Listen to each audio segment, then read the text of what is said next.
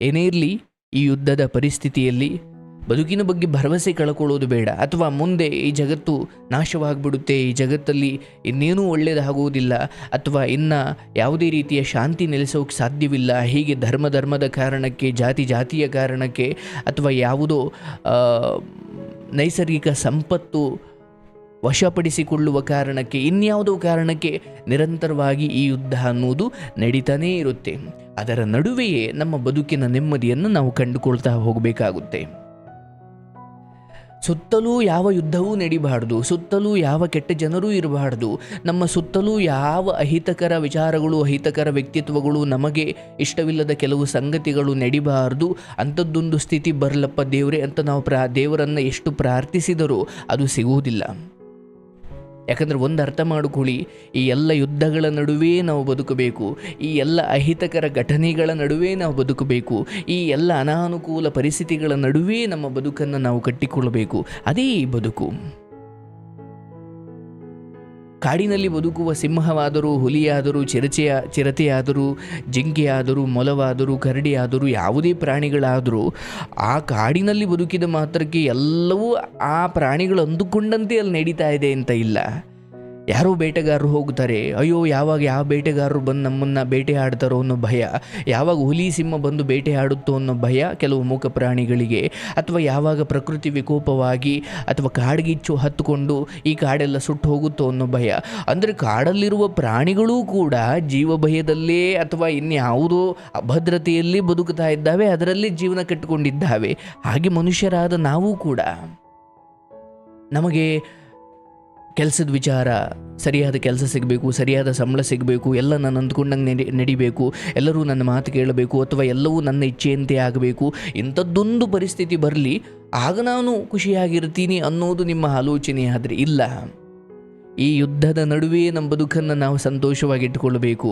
ಈ ಗೊಂದಲಗಳು, ಈ ಬಡತನ, ಈ ಕಷ್ಟ, ಈ ಅವಮಾನ, ಈ ಅಸಹನೀಯ ಅಸೂಹೆಯ ಜನರು, ಇದರ ನಡುವೆ ನಮ್ಮ ಬದುಕನ್ನು ಕಟ್ಟಿಕೊಳ್ಳಬೇಕು. ಎಲ್ಲ ಚೆನ್ನಾಗಿರೋ ಕಾಲ ಬರಲಿ ಆಗ ನಾನು ಆನಂದವಾಗಿ ಬದುಕ್ತೀನಿ ಅಂದರೆ ಸಾಧ್ಯವೇ ಇಲ್ಲ. ಅಂಥ ಎಲ್ಲ ಚೆನ್ನಾಗಿರುವ ಒಂದು ಸಮಯ ಅನ್ನೋದು ಹೊರಗಡೆ ಇಲ್ಲ. ಹಾಗಾಗಿ ನಾವು ಜಗತ್ತನ್ನು ನೋಡುವ ದೃಷ್ಟಿಕೋನವನ್ನು ಬದಲಿಸಿಕೊಳ್ಳಬೇಕು. ಹೌದಪ್ಪ, ಹೊರಗಡೆ ದೇಶಕ್ಕೂ ಹೋಗಿ ಸಿಗಾಕೊಂಡ್ಬಿಟ್ರೆ, ಯುದ್ಧ ಘೋಷಣೆಗಳಾಗಿಬಿಟ್ರೆ, ಎಲ್ಲೋ ಹೊರಗಡೆ ದೇಶಕ್ಕೆ ಹೋಗಿರ್ತೀವಿ, ಇದಕ್ಕಿದ್ದ ಹಾಗೆ ಯುದ್ಧ ಘೋಷಣೆ ಆಗಿಬಿಡುತ್ತೆ. ಯಾವುದೋ ಎರಡು ದೇಶಗಳ ನಡುವೆ ಯುದ್ಧ ಜೋರಾಗಿ ಶುರುವಾಗಿಬಿಡುತ್ತೆ. ಅಯ್ಯೋಯ್ಯೋ, ಹಾಗೆ ಯುದ್ಧ ಘೋಷಣೆ ಆಗಿಬಿಟ್ರೆ ನಾವೆಲ್ಲೋ ಮಧ್ಯದಲ್ಲಿ ಸಿಗಾಕೊಂಡ್ಬಿಡ್ತೀವಿ ಮತ್ತು ಊರಿಗೆ ಬರಲಿಕ್ಕಾಗಲ್ಲ ಅಂದುಕೊಂಡು ಹೊರಗಡೆ ದೇಶಕ್ಕೆ ಹೋಗುವುದನ್ನೇ ಬಿಡೋದಾ, ಅಥವಾ ದುಡಿಯೋಕೆ ಹೋಗುವುದನ್ನೇ ಬಿಡೋದಾ, ಅಥವಾ ಪ್ರವಾಸಕ್ಕೆ ಹೋಗುವುದನ್ನೇ ಬಿಡೋದಾ? ಅದು ಹಾಗಲ್ಲ. ತೀರಾ ನಮ್ಮ ಸನಾತನ ಧರ್ಮದ ನಂಬಿಕೆಗಳ ಪ್ರಕಾರ ಹೇಳುವುದಾದರೆ, ಅಯ್ಯ ನಿನಗೆ ಮೃತ್ಯು ಬರೋವರೆಗೂ, ನಿನ್ನ ಸಾವು ಬರೋವರೆಗೂ ಯಾರೋ ಬಂದು ನಿನ್ನ ಮೇಲೆ ಬಾಂಬ್ ಹಾಕಿದ್ರು ನೀನು ಸಾಯಲ್ಲ ಅಂತ. ಅದಕ್ಕೆ ಮೃತ್ಯು ಬಂದು ನಿನ್ನನ್ನು ಅಪ್ಪಳಿಸುವವರೆಗೂ, ನಿನ್ನ ಆಯಸ್ಸು ಮುಗಿಯುವವರೆಗೂ ನೀನು ಯುದ್ಧಗಳ ನಡುವೆ ಇದ್ದರೂ ಕೂಡ ನಿನಗೆ ಸಾವು ಬರುವುದಿಲ್ಲ ಅನ್ನೋದು ಒಂದು ನಮ್ಮ ನಂಬಿಕೆ. ಅಂದರೆ ಪಾಪಿ ಸಮುದ್ರಕ್ಕೆ ಹೋದರೂ ಮೊಣಕಾಲುದ್ದ ನೀರು ಅನ್ನೋ ಹಾಗೆ ಅವನಿಗೊಂದು ಮೃತ್ಯು ಅಂತ ಬರೋವರೆಗೂ ಅವನಿಗೆ ನೀವೇನು ಶಿಕ್ಷೆ ಕೊಟ್ಟರೂ ಅದು ನಡೆಯೋದಿಲ್ಲ ಅನ್ನೋ ಒಂದು ಮಾತು ಇದೆ ಅಲ್ವಾ? ಹಾಗೆ ನಾನು ಹೇಳೋದು, ಈ ಸಮಯಗಳಲ್ಲಿ ಅನೇಕ ದೇಶಗಳ ನಡುವೆ ಯುದ್ಧ ನಡೀತಾ ಇರ್ಬೋದು, ನಿಮ್ಮ ಬದುಕಲ್ಲಿ ಯಾವುದೂ ಸರಿ ಹೋಗ್ತಾ ಇಲ್ಲ, ಒಳ್ಳೆ ಕೆಲಸ ಇಲ್ಲದೆ ಇರ್ಬೋದು, ಒಳ್ಳೆ ದುಡಿಮೆ ಇಲ್ಲದೆ ಇರ್ಬೋದು, ವಯಸ್ಸಾದರೂ ಇನ್ನೂ ಮದುವೆ ಆಗಿಲ್ಲದೆ ಇರ್ಬೋದು, ಅಥವಾ ಒಂದು ಹೆಣ್ಮಗಳಾಗಿ ಏನೋ ಮದುವೆ ವಿಚಾರದಲ್ಲಿ ನಿಮಗೆ ಅನ್ಯಾಯ ಆಗಿರ್ಬೋದು, ಏನೇ ಇರ್ಬೋದು. ಒಂದು ಸಮಯ ಬರುತ್ತೆ, ಕಾಯಿರಿ, ಜೀವ ಗಟ್ಟಿಯಾಗಿ ಕಾಪಾಡಿಕೊಳ್ಳಿ, ಸಾವಿನ ಆಲೋಚನೆಯನ್ನು ಮಾಡಬೇಡಿ. ಎಲ್ಲರ ಜೀವನಕ್ಕೂ ಕೂಡ ಒಂದು ತಿರುವಿದೆ, ಒಂದು ಬದಲಾವಣೆ ಇದೆ, ಒಂದು ಒಳ್ಳೆಯ ಸಮಯ ಅಂತ ಇದೆ. ನಾವು ಸ್ವಲ್ಪ ತಾಳ್ಮೆ ಬೆಳೆಸ್ಕೊಳ್ಬೇಕು. ಪರವಾಗಿಲ್ಲ, ಇವತ್ತು ನಿಮ್ಮ ಬದುಕಲ್ಲಿ ನೀವೆಷ್ಟು ಕಡು ಕಷ್ಟದಲ್ಲಿದ್ದೀರೋ, ಅಥವಾ ಎಷ್ಟು ಅವಮಾನ ಅನುಭವಿಸ್ತಾ ಇದ್ದೀರೋ, ಅಥವಾ ಎಷ್ಟು ನಂಬಿಕೆ ದ್ರೋಹಕ್ಕೊಳಗಾಗಿದ್ದೀರೋ, ಅಥವಾ ಎಲ್ಲರೂ ಸೇರಿ ನಿಮಗೆ ಮೋಸ ಮಾಡಿದ್ದಾರೋ, ಅಥವಾ ನಿಮ್ಮ ಸಂಗಾತಿಯ ಆಯ್ಕೆಯಲ್ಲಿ ನಿಮಗೆ ಅನ್ಯಾಯ ಆಗಿದೆಯೋ, ಅಥವಾ ನಿಮ್ಮ ಮಕ್ಕಳಿಂದ ನಿಮಗೆ ಅನ್ಯಾಯ ಆಗಿದೆಯೋ, ಅಥವಾ ಆರೋಗ್ಯದಲ್ಲಿ ಏನೋ ಸಮಸ್ಯೆಯಾಗಿ ನೀವು ನರಳುತ್ತಾ ಇರಬಹುದು. ಆಯಿತು, ಏನಾದರೂ ನಡೀಲಿ, ಆದರೆ ಭರವಸೆ ಕಳ್ಕೊಳ್ಬೇಡಿ. ನಂಬಿಕೆ ಕಳ್ಕೊಳ್ಬೇಡಿ. ಒಂದು ದಿನ ಖಂಡಿತ ನಿಮ್ಮ ಬದುಕಲ್ಲಿ ಅದ್ಭುತ ನಡೆಯುತ್ತೆ. ಆ ನಂಬಿಕೆಯನ್ನು, ಆ ಭರವಸೆಯನ್ನು ನೀವು ಕಾಪಾಡಿಕೊಳ್ಳಿ. ನನ್ನ ನಂಬಿಕೆಯೂ ಅಷ್ಟೇ. ಎಲ್ಲೋ ಹಳ್ಳಿಯಲ್ಲಿ ಬದುಕುತ್ತಾ ಇದ್ದ ನನ್ನ ಬದುಕು ಇವತ್ತು 4 ಜನ ಒಳ್ಳೆಯ ರೀತಿಯಲ್ಲಿ ಗುರುತಿಸುವಂತೆ ನನ್ನ ಬದುಕನ್ನು ನಾನು ಕಟ್ಟಿಕೊಂಡಿದ್ದು ಭರವಸೆ. ಎಂದೋ ಒಂದು ದಿನ ನಮಗೆ ಸ್ಕೂಲ್ ಫೀಸ್ ಕಟ್ಟಲಿಕ್ಕೆ ಆಗ್ತಾ ಇರಲಿಲ್ಲ, ಸ್ಕೂಲ್ ಯೂನಿಫಾರ್ಮ್ ಹೊಲಿಸ್ಕೊಳ್ಳೋಕೆ ಆಗ್ತಾ ಇರಲಿಲ್ಲ, ಸ್ಕೂಲಲ್ಲಿ ಟ್ರಿಪ್ಪು ಅರೇಂಜ್ ಮಾಡಿದ್ರೆ ಅಥವಾ ಸ್ಕೂಲ್ ಪ್ರವಾಸಗಳು ಶುರುವಾದರೆ ನಮಗೆ ದುಡ್ಡು ಕೊಟ್ಟು ಪ್ರವಾಸಕ್ಕೆ ಹೋಗ್ಲಿಕ್ಕೆ ಶಕ್ತಿ ಇರ್ತಿರ್ಲಿಲ್ಲ. ಓಕೆ, ಅದೆಲ್ಲವನ್ನು ಮೀರಿ ಇಲ್ಲ, ನನ್ನ ಬದುಕಲ್ಲಿ ಏನೋ ಒಳ್ಳೇದು ನಡೆಯುತ್ತೆ. ನಾನು ಆ್ಯಕ್ಚುಲಿ ಹೆಂಗೆ ಬದುಕಿದವನು ಅಂದರೆ, ಅದನ್ನು ಇವತ್ತಿನ ಜನರು ಮ್ಯಾನಿಫೆಸ್ಟ್ ಅಂತ ಏನು ಕರೀತಾರೆ, ಅದು ಬೆಳಗಿನ ಜಾವದಲ್ಲಿ ಎದ್ದು ನಾನು ಅದ್ಭುತ, ನಾನು ಕೋಟ್ಯಾಧಿಪತಿ, ನಾನು ಎಲ್ಲರಿಗೂ ಬೇಕಾದ ಮನುಷ್ಯ, ಹೀಗೆ ನಾನು ಮ್ಯಾನಿಫೆಸ್ಟ್ ಮಾಡಿಕೊಂಡವನಲ್ಲ. ನಾನು ಮಧ್ಯಾಹ್ನ ಕೂತಿರಲಿ ಅಥವಾ ಬೆಳಿಗ್ಗೆ ಎದ್ದಿರಲಿ, ರಾತ್ರಿ ಏನೋ ಕೆಲಸ ಮಾಡ್ತಾ ಇರಲಿ, ಅಥವಾ ಇನ್ಯಾವುದೇ ದಿನದ 24 ಗಂಟೆಯೂ ಕೂಡ ನಾನು ಯಾವ ರೇಂಜಿಗೆ ನನ್ನನ್ನು ನಾನು ಯೋಚನೆ ಮಾಡ್ಕೊಳ್ತಿದ್ದೆ ಅಂದರೆ, ನಾನು ವೀಕೆಂಡ್ ವಿತ್ ರಮೇಶ್ಗೆ ಹೋಗ್ತೀನಿ. ಆ ದಿನ ನಾನು ಎಲ್ಲ ನನ್ನ ಗುರುಗಳನ್ನು, ಅಂದರೆ ನನ್ನ ಮಿಡ್ಲ್ ಸ್ಕೂಲ್ ಮೇಷ್ಟ್ರು, ಹೈಸ್ಕೂಲ್ ಮೇಷ್ಟ್ರು ಎಲ್ಲರೂ ನನಗೆ ಆ ದಿನ ಬರ್ತಾರೆ. ಆಗ ನನ್ನ ಎಲ್ಲ ಕುಟುಂಬದವರು ನನ್ನ ಬಗ್ಗೆ ಪ್ರೌಡ್ ಫೀಲ್ ಮಾತುಗಳನ್ನು ಆಡ್ತಾರೆ. ಅಥವಾ ನನ್ನ ಊರಿಗೆ ನಾನು ತುಂಬ ಗ್ರೇಟ್ ಮನುಷ್ಯನಾಗ್ತೀನಿ, ಎಲ್ಲ ಹುಡುಗರಿಗೂ ಎಲ್ಲ ಹುಡುಗಿಯರಿಗೂ ನಾನು ಮಾದರಿ ಆಗ್ತೀನಿ. ಆ್ಯಂಡ್ ಎಲ್ಲ ವೀಕೆಂಡ್ ವಿತ್ ರಮೇಶಲ್ಲಿ ನೀವು ನೋಡಿದ್ದೀರಲ್ಲ, ಈ ಕಡೆಯಿಂದ ಯಾರೋ ಬರ್ತಾರೆ, ಈ ಕಡೆಯಿಂದ ಯಾರೋ ಬರ್ತಾರೆ, ಈ ಕಡೆಯಿಂದ ಇನ್ಯಾರೋ ಗುರುಗಳು ಬರ್ತಾರೆ, ಈ ಕಡೆಯಿಂದ ಇನ್ಯಾರೋ ಪರಿಚಯಸ್ಥರು ಬರ್ತಾರೆ. ನಾನು ಹೀಗೇನೋ ಮಾಡ್ತೀನಿ. ಅದೇನು ಹುಚ್ಚು ಬುದ್ಧಿಯೋ ಗೊತ್ತಿಲ್ಲ, ನಾನು ಹೀಗೆ ಕಲ್ಪನೆ ಮಾಡ್ಕೊಳ್ತಿದ್ದೆ. ಅಂದರೆ not only weekend with Ramesh ಅನ್ನೋ ವಿಚಾರ ಮಾತ್ರವಲ್ಲ. ಓಕೆ, ನಾನು ಯಾವುದೋ ಸ್ಟೇಜ್ ಮೇಲೆ ಹಾಡ್ತಾ ಇದ್ದೀನಿ, ನಾನು ಒಂದು ಸ್ಟೇಜ್ ಮೇಲೆ ಸ್ಪೀಚ್ ಮಾಡ್ತಾ ಇದ್ದೀನಿ, ಆ್ಯಂಡ್ ನನ್ನನ್ನು ಎಲ್ಲ ವಿಚಾರಕ್ಕೂ ಬಹಳ ಮುಖ್ಯ ಸ್ಥಾನದಲ್ಲಿ ನನ್ನನ್ನು ಕೂರಿಸಿದ್ದಾರೆ, ಅಥವಾ ನಾನು ಕ್ಯಾಪ್ಟನ್ ಆಗಿದ್ದೀನಿ. ಹಾಗೆ ನನ್ನ ಬದುಕನ್ನು ನಾನು ಹಾಗೆ ಮ್ಯಾನಿಫೆಸ್ಟ್ ಮಾಡ್ತಾ ಇದ್ದೆ, ಅಥವಾ ನನ್ನ ಬದುಕನ್ನು ನಾನು ಕಲ್ಪನೆ ಮಾಡಿಕೊಳ್ತಾ ಇದ್ದೆ. ಅದನ್ನು ಲೋಕ ಹಗಲುಗನಸು ಅಂತ ಅನ್ಬೋದು, ಬಟ್ ನಾನು ಹಾಗೆ ಯೋಚನೆ ಮಾಡ್ತಾ ಇದ್ದೆ. ಸೊ ಇವತ್ತಿಗೂ ನನಗೆ ಯಾವುದೋ ಒಂದು ಕಾರ್ಯಕ್ರಮ ಸಿಕ್ತು ಹಾಡು ಹೇಳಲಿಕ್ಕೆ ಅಂತ ಅಂದುಕೊಳ್ಳಿ, ಒಂದು ವಾರ ಮುಂಚೆನೇ ನಾನು ಆಲೋಚನೆ ಮಾಡ್ಕೊಳ್ತೀನಿ. ಓಕೆ, ನಾನು ಇಂಥ ಸಾಂಗ್ ಹಾಡ್ತಾ ಇದ್ದೀನಿ, ಇಂಥ ಸಾಂಗ್ ಹಾಡಬೇಕಾದ್ರೆ ನಾನು ಆಡಿಯನ್ಸ್ ಕಡೆ ಕೈ ತೋರಿಸ್ತಾ ಇದ್ದೀನಿ, ಅವ್ರನ್ನೆಲ್ಲ ಸಾಂಗ್ ಹಾಡಬೇಕಾದ್ರೆ ನಾನು ಇನ್ವಾಲ್ವ್ ಮಾಡ್ಕೊಳ್ತಾ ಇದ್ದೀನಿ, ಅವರಿಗೆ ನಾನು ಆ ಸಾಂಗ್ ಹಾಡಿಸ್ತಾ ಇದ್ದೀನಿ, ಅವರೆಲ್ಲರೂ ಹುಚ್ಚೆದ್ದು ಕುಣಿತಾ ಇದ್ದಾರೆ, ನಾನು ಅಷ್ಟು ಚೆನ್ನಾಗಿ ಹಾಡ್ತಾ ಇದ್ದೀನಿ. ಅಂದರೆ ಹೀಗೆ ಮ್ಯಾನಿಫೆಸ್ಟ್ ಮಾಡ್ಕೊಳ್ಳೋದು, ಹೀಗೆ ನೀವು ಅದ್ರ ಬಗ್ಗೆ ಒಂದು ಕನಸು ಕಾಣೋದಿದೆಯಲ್ಲ, ಅದು ಹುಚ್ಚುತನವಲ್ಲ. ಆ ಕೆಲಸದ ಬಗ್ಗೆ ನಿಮಗಿರೋ ಹಸಿವು, ಅಥವಾ ಅದನ್ನು ಅದ್ಭುತವಾಗಿ ಮಾಡಿ ಮುಗಿಸಬೇಕು ಅನ್ನೋ ನಿಮ್ಮ ಆ ಅದ್ಭುತವಾದ ವ್ಯಕ್ತಿತ್ವ ನಿಮ್ಮನ್ನು ಎಲ್ಲೋ ಕರ್ಕೊಂಡು ಹೋಗಿಬಿಡುತ್ತೆ. ಸೊ ನಾನು ಯುವಜನತೆಗೆ ಏನು ಹೇಳ್ತೀನಿ, ನಿಮ್ಮ ಕನಸುಗಳನ್ನು ಕಾಣ್ತೀರಿ, ಅದಕ್ಕೆ ತಕ್ಕಂತೆ ಕೆಲಸ ಮಾಡ್ತೀರಿ.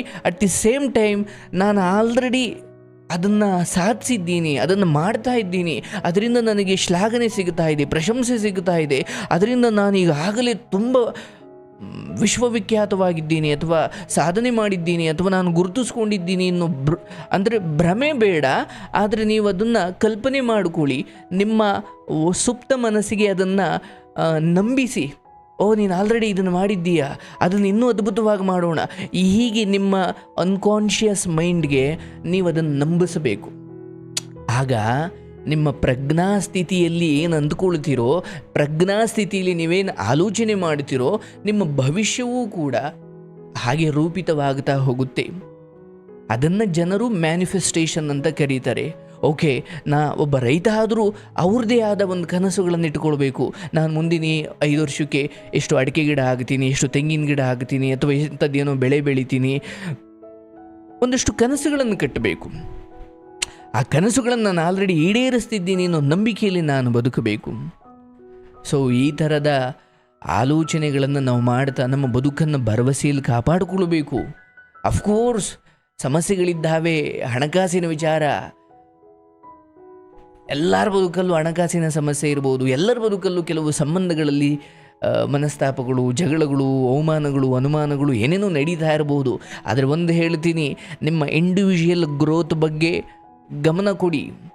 ನಿಮ್ಮ ಮನೆಯವ್ರನ್ನೆಲ್ಲ ನೀವು ಚೆನ್ನಾಗಿ ನೋಡ್ಕೊಳ್ಬೇಕು, ಹೌದು. ಆದರೆ ನೀವು ಚೆನ್ನಾಗಿಲ್ಲದ ಹೊರತು ಮನೆಯವರನ್ನೆಲ್ಲ ನೋಡ್ಕೊಳ್ತೀನಿ ಅನ್ನೋದು ಕೇವಲ ಕನಸಾಗಿ ಉಳಿಯುತ್ತೆ ಹೊರತು ನಿಮ್ಮವರೂ ಕೂಡ ನಿಮ್ಮ ಕೈ ಆಡದ ಹೊರತು ನಿಮ್ಮನ್ನು ಅಷ್ಟು ಗೌರವದಿಂದ ಕಾಣುವುದಿಲ್ಲ. ಇದು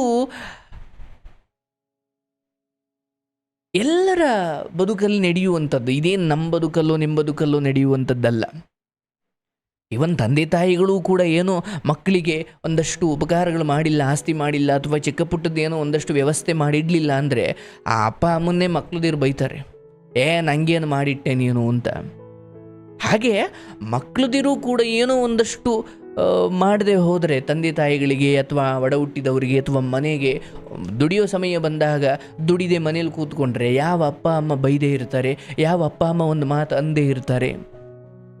ಹಾಗಾಗಿ ಎಲ್ಲೋ ಹೋಗಿ ಮೌಜು ಮಸ್ತಿ ಮಾಡಿಕೊಂಡು ದುಡ್ಡು ವ್ಯಯ ಮಾಡಿಕೊಂಡು ದುಡ್ಡು ಖರ್ಚು ಮಾಡಬೇಡಿ ಅಂತ ನಾನು ಹೇಳಲ್ಲ. ಆದರೆ ನಿಮ್ಮ ದುಡಿಮೆ ಎಷ್ಟು, ನಿಮ್ಮ ಖರ್ಚು ಅದಕ್ಕಿಂತ ಕಡಿಮೆ ಇರಬೇಕು.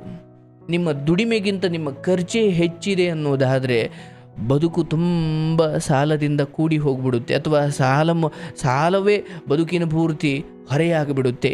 ಅಂತಹ ಕೆಲಸ ಮಾಡ್ಕೊಳ್ತಾ ಹೋಗಬೇಡಿ. ಬದುಕಲ್ಲಿ ಆದಷ್ಟು ಒಂದೊಳ್ಳೆ ಕೆಲಸ ಹುಡುಕೊಳ್ಳಿ, ಒಂದಷ್ಟು ಕನಸುಗಳನ್ನು ಇಟ್ಕೊಳ್ಳಿ, ಸ್ಕಿಲ್ ಡೆವಲಪ್ಮೆಂಟ್ ಮಾಡ್ಕೊಳ್ಳಿ. ನೀವು ಯಾವುದರಲ್ಲಿ ಅದ್ಭುತ ಇದ್ದೀರಿ ಕಂಡುಕೊಳ್ಳಿ. ಓಕೆ, ನೀವೊಬ್ಬರು ಜಿಮ್ಮಲ್ಲಿ ಏನೋ ಸಾಧನೆ ಮಾಡ್ಬೋದಾ, ಬಾಡಿ ಬಿಲ್ಡರ್ ಆಗಿ ಏನೋ ಸಾಧನೆ ಮಾಡ್ಬೋದಾ, ಅಥವಾ ಒಬ್ಬ ರೈತ ಆಗಿ ಏನೋ ಸಾಧನೆ ಮಾಡ್ಬೋದಾ, ಅಥವಾ ಒಬ್ಬ ಆಟೋ ಡ್ರೈವರ್ ಆಗಿ ನಿಮ್ಮ ಜೀವನವನ್ನು ನೀವು ರೂಪಿಸ್ಕೊಳ್ಬೋದಾ, ಅಥವಾ ನೀವು ಕಲಾವಿದರಾಗ್ಬೋದಾ, ಅಥವಾ ನೀವೊಬ್ಬರು ಒಳ್ಳೆ ಅದ್ಭುತ ಭಾಷಣಕಾರರಾಗ್ಬೋದಾ, ಸಂಗೀತಗಾರರಾಗ್ಬೋದಾ, ಅಥವಾ ಆರ್ಕಿಟೆಕ್ಟರ್ ಆಗ್ಬೋದಾ, ಏನಾಗ್ಬೋದು. ಯಾವುದು ಕಡಿಮೆಯೂ ಅಲ್ಲ, ಯಾವುದು ಜಾಸ್ತಿಯೂ ಅಲ್ಲ. ಆದರೆ ಎಷ್ಟೋ ಜನರಿಗೆ ನಾನು ಯಾವುದರಲ್ಲಿ ಲೆಜೆಂಡು ಅಥವಾ ನಾನು ಯಾವುದರಲ್ಲಿ ಅದ್ಭುತ ಅನ್ನೋದೇ ಗೊತ್ತಿರೋದಿಲ್ಲ. ಹಾಗಾಗಿ ಅವರು ಜೀವನ ಪೂರ್ತಿ ಯಾವುದೋ ಒಂದು ಕೆಲಸ ಮಾಡಿಕೊಂಡು ಅವರ ಶಕ್ತಿಯನ್ನು ಅವರು ವ್ಯಯ ಮಾಡಿಬಿಡ್ತಾರೆ ಅಲ್ವಾ. ಹಾಗಾಗಿ ಡಾಕ್ಟರ್ ರಾಜ್ಕುಮಾರ್ ಮಹಾನುಭಾವರು, ಅವರು 4ನೇ ಕ್ಲಾಸ್ ಫೇಲ್ ಇರ್ಬೋದು, ಅಥವಾ ಅವ್ರು ಮಿಡ್ಲ್ ಸ್ಕೂಲ್ ಬಿಟ್ಟಿರ್ಬೋದು, ಅವ್ರಿಗೆ ಒಂದು ವೇಳೆ ವಿದ್ಯೆ ಹತ್ತದೇ ಇರ್ಬೋದು. ಆದರೆ ಅವರು ಕಲೆಯಲ್ಲಿ, ರಂಗಭೂಮಿಯಲ್ಲಿ ಅಥವಾ ನಟರಾಗಿ ಅವರು ಅದ್ಭುತ ಅನ್ನೋದು ಅವರು ಅರ್ಥ ಮಾಡಿಕೊಂಡ್ರು, ಅದರಲ್ಲಿ ಅವರು ಅದ್ಭುತ ಆದರು.